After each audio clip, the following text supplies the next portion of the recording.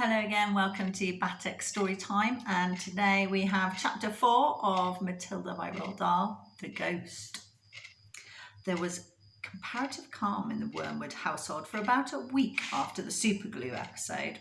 The experience had clearly chastened Mr. Wormwood, and he seemed temporarily to have lost his taste for boasting and bullying. Then suddenly he struck again. Perhaps he had had a bad day at the garage and had not sold enough crummy second-hand cars.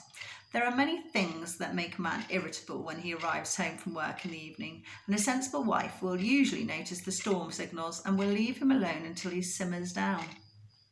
When Mr. Wormwood arrived back from the garage that evening, his face was as dark as thunder, and somebody was clearly for the high jump pretty soon. His wife recognised the signs immediately and made herself scarce. He then strode into the living room. Matilda happened to be curled up in an armchair on the corner, totally absorbed in a book. Mr. Wormwood switched on the television. The screen lit up. The programme blared. Mr. Wormwood glared at Matilda. She hadn't moved. She had somehow trained herself by now to block her ears to the ghastly sound of the dreaded box. She kept right on reading, and for some reason this infuriated her father. Perhaps his anger was intensified because he saw her getting pleasure from something that was beyond his reach. "Don't you ever stop reading?" he snapped at her. "Oh, hello, Daddy," she said pleasantly. "Did you have a good day?" "What is this trash?" he said, snatching the book from her hands. And here we can see him looking not very nice. "It isn't trash, Daddy. It's lovely. It's called The Red Pony. It's by John Steinbeck, an American writer. Why don't you try it? You'll love it." "Filth," Mr. Wormwood said. "If it's by an American, it's certain to be filth. That's all they write about." "No, Daddy, it's beautiful. Honestly, it is. It's about—" "I don't want to know what it's about," Mr. Wormwood barked. "I'm fed up with your reading anyway. Go and find yourself something useful to do." With frightening suddenness, he now began ripping the pages out of the book in handfuls and throwing them in the wastepaper basket. Matilda froze in horror. The father kept going. There seemed little doubt that the man felt some kind of jealousy. "How dare she," he seemed to be saying with each rip of a page. "How dare she enjoy reading books when he couldn't? How dare she?" That's a library book," Matilda cried. "It doesn't belong to me. I have to return it to Mrs. Phelps." "Then you'll have to buy another one, won't you?" the father said, still tearing out pages. "You'll have to save your pocket money until there's enough in the kitty to buy a new one for your precious Mrs. Phelps, won't you?" With that, he dropped the now empty covers of the book into the basket and marched out of the room, leaving the telly blaring. Most children in Matilda's place would have burst into floods of tears. She didn't do this. She sat there very still and white and thoughtful.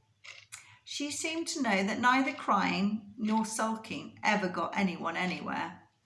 The only sensible thing to do when you are attacked is, as Napoleon once said, to counterattack. Matilda's wonderfully subtle mind was already at work, devising yet another suitable punishment for the poisonous parent. The plan that was now beginning to hatch in her mind depended, however, upon whether or not Fred's parrot was really as good a talker as Fred made out. Here you can see Mr. Wormwood tearing up the book. Oh, awful behaviour. Fred was a friend of Matilda's. He was a small boy of 6 who lived just around the corner from her, and for days he had been going on about this great talking parrot his father had given him. So the following afternoon, as soon as Mrs. Wormwood had departed in her car for another session of bingo, Matilda set out for Fred's house to investigate. She knocked on his door and asked if he would be kind enough to show her the famous bird. Fred was delighted and led her up to his bedroom, where the truly magnificent blue and yellow parrot sat in a tall cage. There it is, Fred said. Its name is Chopper.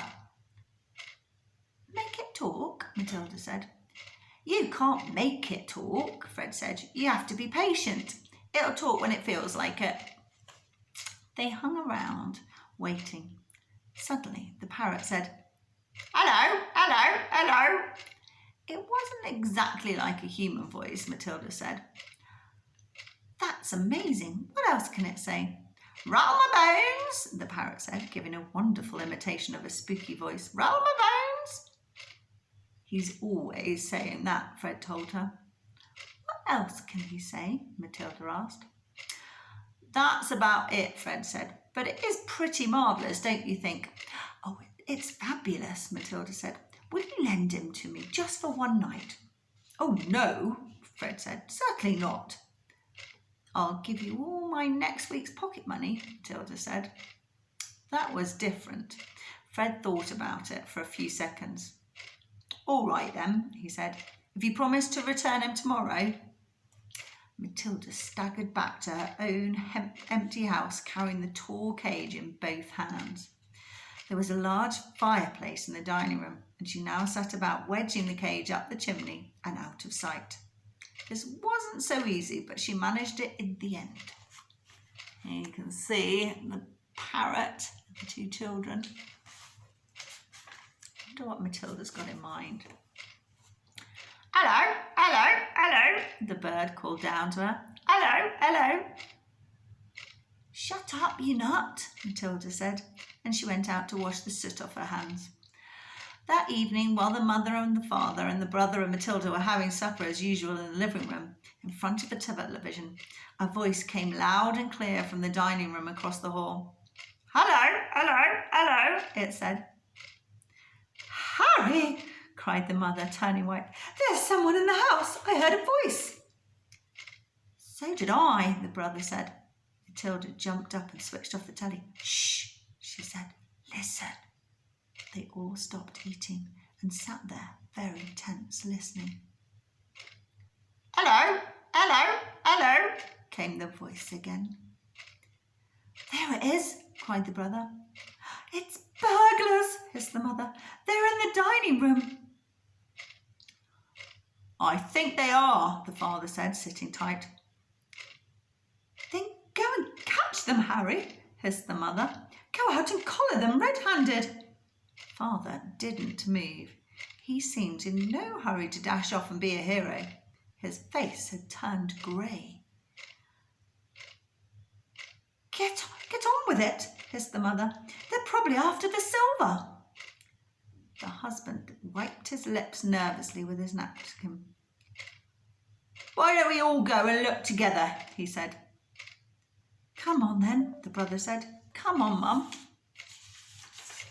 Before I forget, there's a picture of Matilda placing the bird up in the chimney. They're definitely in the dining room, Matilda whispered. I'm sure they are. The mother grabbed a poker from the fireplace. The father took a golf club that was standing in the corner. The brother seized a table lamp, ripping the plug out of its socket. Matilda took the knife she had been eating with, and all four of them crept towards the dining room door, the father keeping well behind the others. Hello, hello, hello, came the voice again. Come on, Matilda cried, and she burst into the room, brandishing her knife. Stick 'em up, she yelled. We've caught you. The others followed her, waving their weapons. Then they stopped.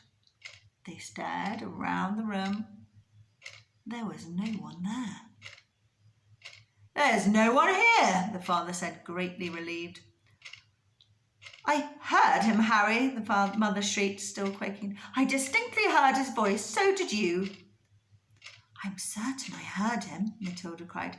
He's in here somewhere.